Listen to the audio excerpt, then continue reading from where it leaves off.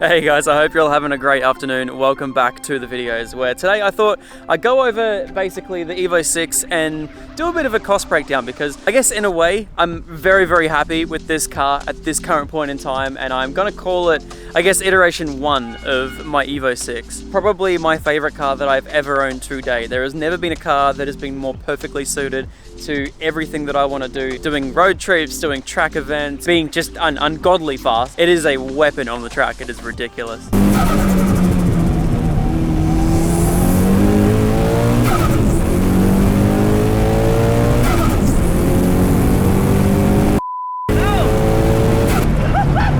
This thing just ticks so many boxes for myself, and you know, me making videos basically every single day on this thing inspires, I guess, a lot of you guys to go out and build your own cars as well. And I've received hundreds and hundreds of messages just in regards to this car alone. So I hope today this right here answers all of your questions and inspires some of you out there to go build your own EVO or your very own car. Now, just before I jump into today's video and show you guys about all the mods that we did, can I get each and every one of you to jump down, leave a like and subscribe to the ZacBaldy YouTube channel, and let me know in the comments what you guys would do if you owned a bone stock EVO, what mods you would do first. I think it'd be pretty cool to see exactly what you guys want to do. Anyway guys, let's jump straight into it. So this right here is my EVO 6. I've owned it for the past, I believe, 6 months, and it's done, I dare say, maybe 5,000 kilometers with me. I've driven it to the snow, we've daily driven it, I've taken it on the track. I feel like it's a really good all-round mix of everything that we could have possibly thrown at this car.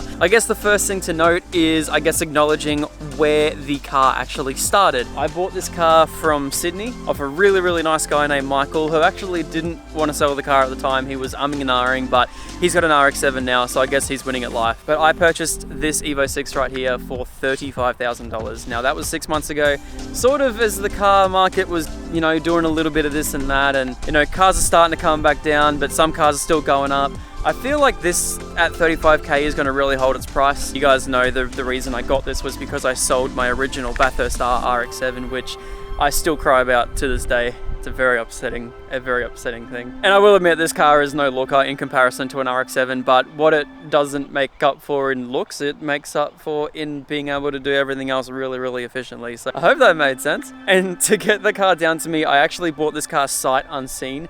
And one thing I didn't count into the cost of doing everything and all that sort of stuff is I had my good friend in Sydney, Uncle Huss Auto, go out and have a look at the car and make sure it was correct for me. I can't remember exactly how much he costed, but it was definitely well worth it. And then the car costed $850 to get sent down to me. So $35,850 is how much it cost to get this car in my garage here in Melbourne. Now, when I got the car, it was actually amazing. So the car had a full lamb speed exhaust. It had a set of R33 GTR wheels with 255 AR1s. They were absolutely mint. The car was already tuned on E85, making 250 all-wheel kilowatts. It had Bosch 1000cc injectors, and it already had a beautiful GT Pumps 712 high flow turbo and a full alloy intercooler piping kit. The thing was absolutely awesome. It also had a lamb speed R35 coil pack upgrade. It was absolutely sick. Now, a couple of things I actually found out about the car that wasn't actually noted on the listing when he sent it to me. It actually has an EVO 8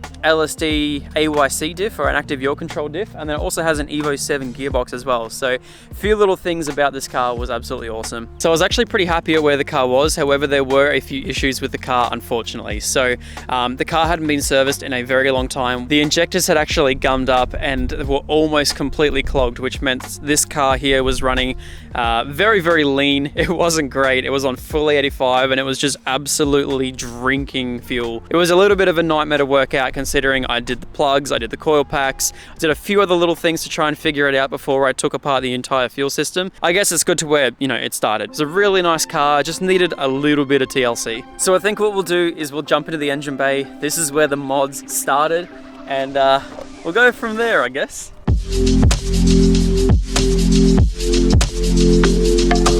Now, I guess before we jump into this engine bay that I have created right here, I guess it's important to note that also all of these prices I'm going to include are all recommended retail pricing. Yes, there were some things where I did get a little bit cheaper and some things were entirely sponsored. Before I get into anything, I want to thank all those people that have helped me out along the way with building this car and making it my own little dream weapon. I love it.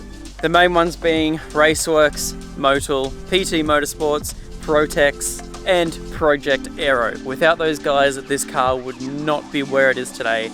And I just want to thank them all very much. If you guys want anything in terms of any of those brands, there will be links to every single one of those companies. So crazy to be able to say that I'm working with such incredible companies, but here we are, we're building cool cars together, and I hope they're proud of me. I do my best. So the first thing that I attacked on the car was the fuel system. Because the fuel system was the issue and we pulled out those horrible injectors, we decided to go with an entirely new fuel system. So first thing we did on this car is we actually dropped the tank and we put in a Raceworks 340 fuel pump. Now that's E85 safe, $169. We also have a Raceworks billet fuel rail. Now that one there was $219. We also fitted this thing out with 4 Bosch 1000cc injectors, and they were $110 each. Now, lying around from the FD, we also had an FPR 800, which I used on this car, which was $229. For $170 down here, we have a Raceworks fuel filter. $195 is this Raceworks catch can right here. We also got a BMC air filter, which this thing looks so pretty with all that exposed carbon there as well. And we also went with the Raceworks plug and play full R35 GTR coil pack. Now these are all, I believe, Hitachi coils with the Raceworks harness here as well. That right there is $1,150. Now the next thing I would love to do is run through every single one of the individual fittings that I use to make this car all work together, but realistically that is just not going to happen. I have counted up the amount of fittings that are in this car and I have averaged them out to how much it costs, and I think I worked out there's roughly about 30 or so random little fittings just chilling around the car at the moment. And also with this car I went all out with braided lines as well. So we did stainless over PTFE lines, the most hectic fuel lines I have ever worked with in the past. They were a little bit of a nightmare to work with, but they look absolutely incredible in that engine bay. And I think I worked out that all of those lines and all of those little fittings would probably equal around about $1,000. So I'm just going to estimate it at that and go from there. It was probably more, could have been less, but most likely more. Now, another thing I'm going to add into the price as well is I'm also going to be creating a brand new intake for this car. So I'm going to be putting the pod filter down here and making it all into a little enclosed thing. So that way it's all legal, but we're also going to be doing alloy intercooler piping, a stainless intake, and the box as well. I'm also going to include that in the cost, but yeah, it hasn't been done yet. So I'm just going to, this is maximum what it could be. All right, so everything in that engine bay right there, I have the grand total on my phone. That one little part of the car is $4,201, all that engine bay stuff. And all it probably needed was just to clean the injectors, but I didn't do that. I didn't even attempt it. All right, so we've gone through everything that we've done in the engine bay. I'm gonna talk about the electronics. So the ECU, everything else to go along with it. So in this EVO right here, I installed a Haltech Elite 1500. Now you guys all know that the Haltech has literally been one of my favorite products that I've ever put in any of my cars. I've run it in 3 cars now. My first one being the FD single turbo that I did, the second one being the second FD that I had, and this is my 3rd car with a Haltech Elite 1500. And can I just say, I absolutely adore them. They are the most simple things to work with. I also went with the EVO 6 patch harness. The thing was plug and play, and I'm absolutely stoked about that. The Haltech Elite 1500 was $2,798. We also did a Haltech Bosch wideband. Now that one there was $495. Then we also have the can-checked can gauge from PT Motorsports. This has to be one of my favorite things that I've ever put in all my cars. I think I've had it in 3 cars now, and it is just an absolute godsend. The can-checked gauge actually allows you to use it as a Haltech I/O expander, so you can actually have extra inputs without having to do a Haltech I/O expander. It's pretty cool how it all works, but the can-checked gauge was $469. And with that, I also have 3 Siltech sensors. So I have one for the fuel pressure, one for coolant pressure, and then I have oil, temp, and pressure all wired in through the can gauge to then go into the Haltech, so the Haltech can read everything. So sick. And they were $165 each. Now with that, $270 went to a Raceworks Flex Fuel sensor and the bracket as well, but they also have fuel temperature as well, so that doubled in as another sensor as well. We also did a Raceworks fuel pump hardwire kit, so that's run all the way to the battery, and that one there was $112. Very recently, we also did a Haltech DCMD. DC motor driver. That's the one, DCMD. We did a Haltech DCMD. Now, not a lot of you guys probably know exactly what that is, but I'll tell you all in just a second. All right, so the next thing I want to touch on with this car is the exhaust, because I have done a little bit to this car in terms of the exhaust. It did have that beautiful lamb speed system, and it was absolutely amazing. The car sounded incredible. But for me personally, I just thought it was a little bit too loud, and plus on the highway, the drone on this thing was hectic. So I did a little bit of digging, and I think I found almost the perfect exhaust system. And one of the things that we did on this car, which I spent $420 on, was this new, I don't know if you guys can see it, but she's a Verex now. How good. So I opted to go with this Verex exhaust, and I don't actually think you guys have seen it on videos yet, but I've just recently had it done, and it is one of the biggest things that I've ever done to this car. And I personally wish I did it on every single one of my cars. Being able to change this thing on the fly from quiet to loud, start it up in the morning and it sounds like a stock car, and then cruising through traffic or on the track and be dumb loud is awesome. It's such a good feeling.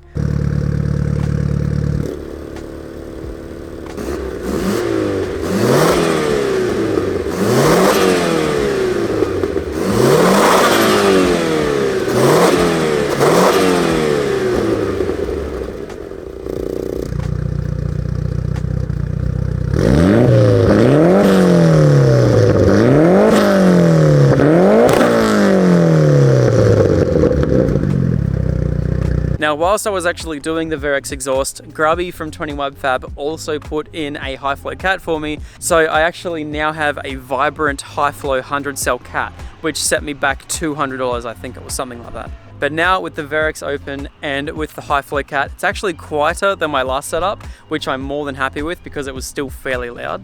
And it's actually now a legal noise level when it's actually open, and when it's closed, it sounds like a completely stock car. So now when I'm cruising on the highway, it is zero drone, which is everything that I wanted that exhaust to do. And with that DC motor driver, which you guys remember I was talking about before, sorry for all the information. The DC motor driver actually allows me to set up that Verex so I don't have to have it on my key fob. It's all via the Haltech rotary switch, which is inside the car, which I completely forgot to put on this list until just now. But my Tune 1 low boost is actually the tune that I use to cruise on the highway, and it opens up over a certain boost threshold because the actual hole in the Verex is very, very, very small. It drops it down to like 1.5 inches. It's gross. So yes, with that, the car is now entirely safe, and really stoked about that. And all that fab work cost $600. So just to check in, all of the electronics on this car was $4,859 altogether, and the exhaust side of it was $1,270. So it's stacking up. It's certainly stacking up. All right, this next part of the video is gonna be the best bit, talking about the wheels and tires and suspension and brakes. I feel like this little section right here gave me the biggest, most noticeable difference of the entire car. I'm stoked about it, so let's jump into it. So first of all, let's talk about these beautiful wheels. I picked up a set of Graham lights off Facebook Marketplace. They're the 57 CRs, and they are beautiful. They are a 17x9 plus 22, and they fit up so incredibly nice. As you guys can see, they fit this car so perfectly. They fill out those nice aggressive guards. I love them. I paid $1,800 with tires, not these tires, but different tires. But now we have upgraded to the Advan Neova 8009s, and these are the most hectic tires I have ever run on a car ever. However, they don't fit.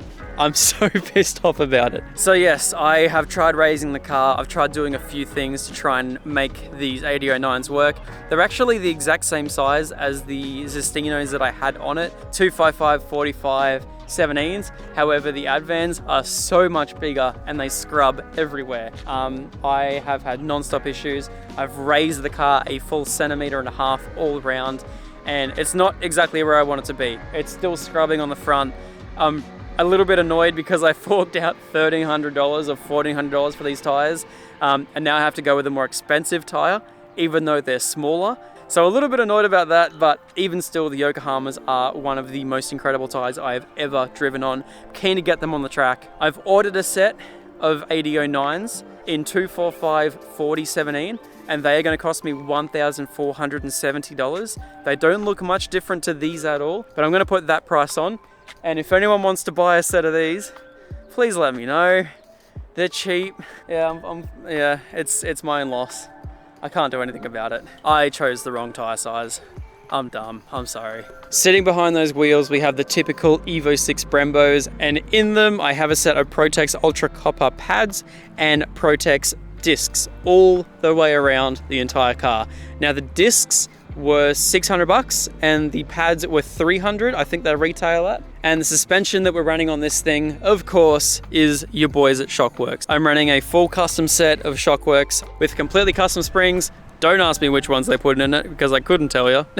And for those beautiful Shockworks there, I paid $2,600 for. So yeah, that was an expense I wish I didn't have to do, but it has been a huge difference. It is absolutely awesome. And if you guys can see right there, yeah, $6,820 for wheels, tires, and suspension. And that's also not including I screwed up on the tires as well. So it's an additional $1,350. Yeah, I'm not stoked about that at all. Now this car's actually been pretty good to me. I haven't had any breakdowns. I haven't actually seen a tow truck yet, which is awesome. This car definitely didn't cop the ZacBaldy curse. But yeah, random little things around the car, which I already knew about. We had to replace the CV boot, which was 150 bucks. I had to do headlight globes, which was 90. Tail light globes, which was 10 bucks, and then also we did the rocker cover gasket as well because I ended up destroying that, and that was 180. So random little miscellaneous things right there. We ended up spending an extra 430 bucks. Now next thing we'll jump into is the exterior aesthetics. There's not really much that's been done to the car, more so just little things that I've replaced over time, things that were broken. So let's quickly jump around it. We'll have a bit of a look. Plus that beautiful lip kit. We'll get to that in just a sec. So the only thing I wasn't aware of when I first got this car was that there was a fog light glass that was missing. So unfortunately, the glass was completely smashed. I actually think it was smashed and then it fell out on the drive down here. Either way, I managed to find a secondhand one and that one cost me $250. And in this condition, I'm so pissed about it.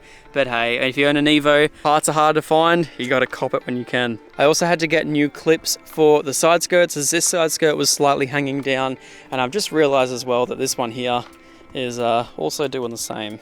So hopefully, yeah, need some more, which sucked. Those clips right there were 30 bucks a side, so that's gonna be another 30 bucks. And of course, that beautiful Project Aero lip kit. This has to be one of the nicest kits that I've ever received. Everything on this kit looks absolutely incredible. It makes the Evo 6 look so much more aggressive. It pops the side of the car out to the point where the wheel is like just perfect with the guards, and just everything about the Project Aero kit makes these things 10 times better. I honestly think it's a must for every single Evo, and that kit right there is $859, but they do regularly have sales as well. But that's how much they cost for the rear spats, the side skirts, and the front lip as well. Now, speaking of the front lip, we also underneath have something that you cannot see at all, but I will show you because I can't get down, but you can. Right there underneath the car, we have a full Aero Cut bash plate and also a front lip tie-in. That thing looks so impressive. Before we went out on track in this car, the guys at Aero Cut ended up making me a full bash plate. We have been working on this for a couple of weeks now and the thing is finally fitted and it looks absolutely incredible. It saved my Integra on track for sure. Definitely saved my Integra on track. And that bash plate right there with the tie-in panel retails at 860 bucks. And the last thing that I did aesthetically is this beautiful paint job on the valve cover from Ward Paint and Panel. Wardy slapped this on for 50 bucks for me and oh, it's just so perfect. So all up exterior mod wise, we ended up at $2,049. Now I feel that's pretty respectable, but it does look like a pretty well stocked car. It's got a little bit of flair to it. So now we'll jump onto the interior. And haven't really done much to the interior either, just a few little things here and there. And the newest addition to my car are the Fitment floor mats and their incredible checkerboard style floor mats. I put them in yesterday, I got them for Christmas from Mum, stoked, and I love the guy that runs it. So yeah, these look sick. These retail at 195 bucks and oh, they look so cool. All the little blue accents around the car just tie in and I love them. I've ordered a Boss kit for this car, which is 220 bucks. I'm also gonna be putting my Nardi Personal Neo Grinter on it, so that one there's gonna be an additional 550. The Cap Industries fire extinguisher and bracket down there as well is 159. And then of course the 18% ceramic tint. Now it's not dark when you can like You can see the car is definitely not dark to look out of. 18% ceramic, retails at $450. I think I paid about 200 bucks because I got all the materials and did it myself, but retails for about $450. So all of those interior mods came up to $1,574. Now, after all that was done, even though technically it wasn't after everything, it was mainly after the main bits, but whatever. The checkered tuning. Trent and Kat have done an incredible job with the tune on this car. It was a full flex tune with 98, E85. They had the car over 2 days and did cold starts with both fuels. I told them to go all out on this tune because I plan on road tripping the crap out of this car. And that tune ended up costing me $1,650. Alrighty, I've just ruined me, so it's good again.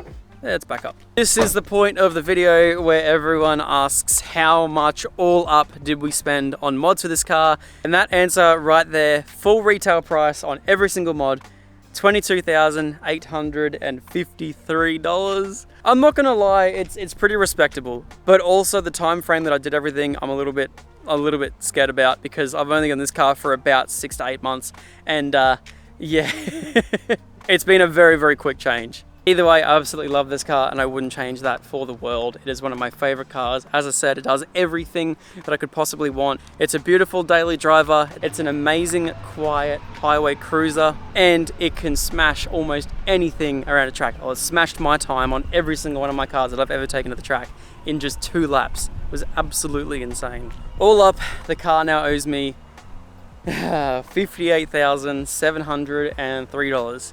Now, would I change absolutely anything about this car whatsoever? And I think, honestly, the answer is definitely not. I would not change a single thing about this car whatsoever apart from those tires. But I'm like, look, I'm 60K into this car right now, and the last mod that I did was putting some tires on it, and the tires didn't just work out. I'm not gonna get pissed off with the entire car simply because I chose the wrong tire size. We're going with the right tires. The thing is gonna be perfect. It's gonna be fixing every little issue that I have with this car. And yeah, it's just such a perfect car for everything that I wanna do. I love it. Anyway guys, thank you so much for watching. I very much appreciate every single one of you guys for jumping on board and liking the Evo stuff. What do you think we should do next? Leave it down in the comments. I have a few ideas on what I wanna do. Mainly do a whole bunch of road trips with this car. I think we're going to be going with a drive-by-wire system so I can put in cruise control and launch control and all that really cool stuff, but basically cruise control with drive-by-wire. So do a whole bunch of massive road trips with it and go from there, I guess.